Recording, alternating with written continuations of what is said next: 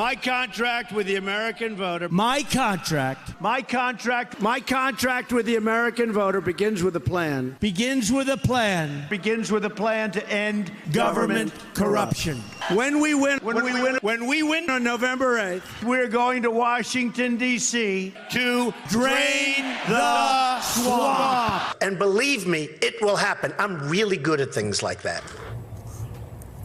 That was then candidate Donald Trump delivering one of his signature campaign lines at just a few of his rallies leading up to the election day in 2016. And it was a message that likely helped him win over some voters. But as Michael Cohen and Paul Manafort join the list of former Trump advisors who have pleaded guilty to crimes, some Republicans are growing increasingly worried about the impact those scandals and the president himself could have on the midterms. Republican Congressman Tom Cole tells the New York Times, quote, "This is very much a referendum on the president. If we had to fight this campaign on what we accomplished in Congress and the state of the economy, I think we'd almost certainly keep the majority." Congressman Cole joins me now. Congressman, thank you for being here tonight. You. It's good to see you. I want to pick up on what we were just showing there because, and Lisa Lair mentioned this in one of our last blocks, that a Kaiser poll that usually focuses on healthcare learned that corruption was floating to the top of some of voters' minds. And you also told the New York Times about the president's associates. As we saw, Manafort, Michael Cohen. You said, quote, "When there's smoke, and there's a lot of smoke, there may well be fire.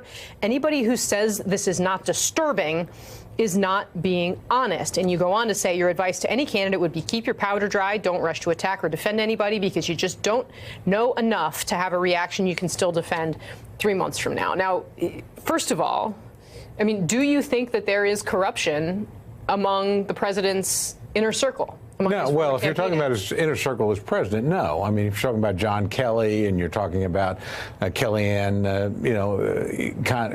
no. In terms of, is it disturbing when a former campaign chairman is convicted of crimes? Now, in his case, they were crimes that predate his association with the president. Yeah, that's disturbing. When it's your personal lawyer that's pleading, that's disturbing. So I think in a situation like that, and as information is unfolding and coming out, I'd be very careful as any kind of candidate to, take a firm position any place until I had the information to make a considered judgment. And that's basically the advice I give people.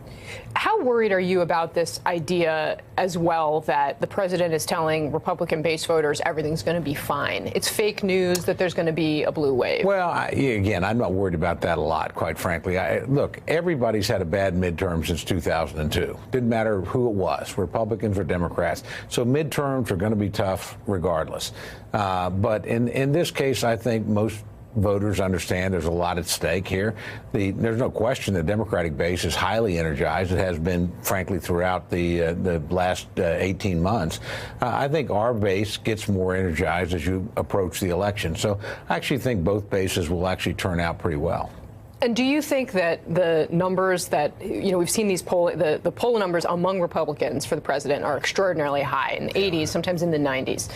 Do you think that, and there you can see it there, 84%, this is our most recent numbers, approve, 84% of Republicans, 14% disapprove.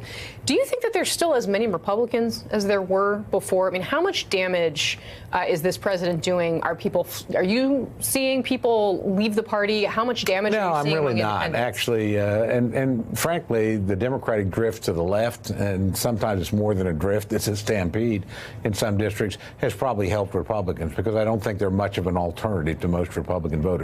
What you'd worry about is people stay at home. And again, I think the stakes of the election are so high that they won't.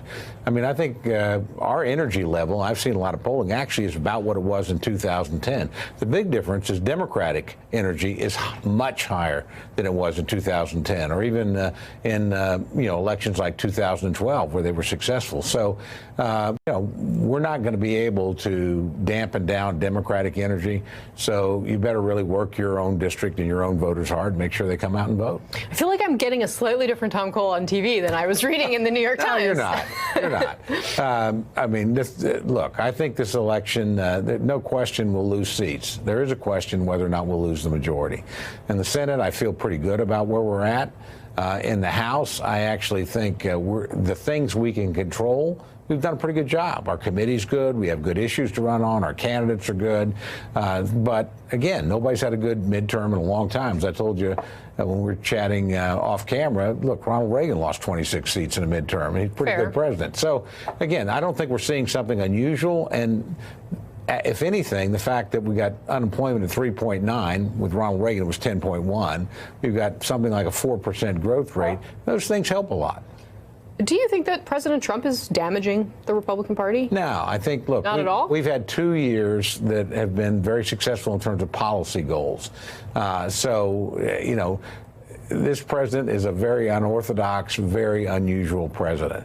And what his electoral impact will be on an off year, I don't think we really know yet. But in terms of the policy that he signed and could not have happened without him, look, this has been pretty successful 2 years for your So you don't have any reservations about the wide range of, I mean, the norms that he sort of seems to kick aside as attacks on the Justice Department and Jeff Sessions? No, I have reservations. I do. There are certainly areas where I would use different language or would have a different point of view than the president.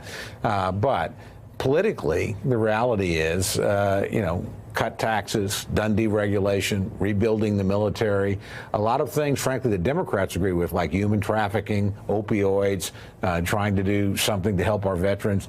He's actually got a pretty good record to run on. My biggest problem is we haven't been able to run on the record he's compiled. You know, and some of these what other do you things. chalk up to that? Well, I think some of these things, if you get a Manafort or you get a Cohen, those kind of things distract. I think tweets sometimes can distract. So I would just focus on the basics, because the basics for the president are better than some of these extraneous issues. But again, cutting through the clutter is a challenge. So you're perfectly comfortable in the party of Trump? I'll never be perfectly comfortable in any midterm when my party's in power. I mean, our challenge is we got a tough election in front of us, but I think we positioned ourselves about as well as we can. We'll see how we do. All right. Congressman Tom Cole, thank you Thank very you. much for your time tonight. Really You bet. appreciate it.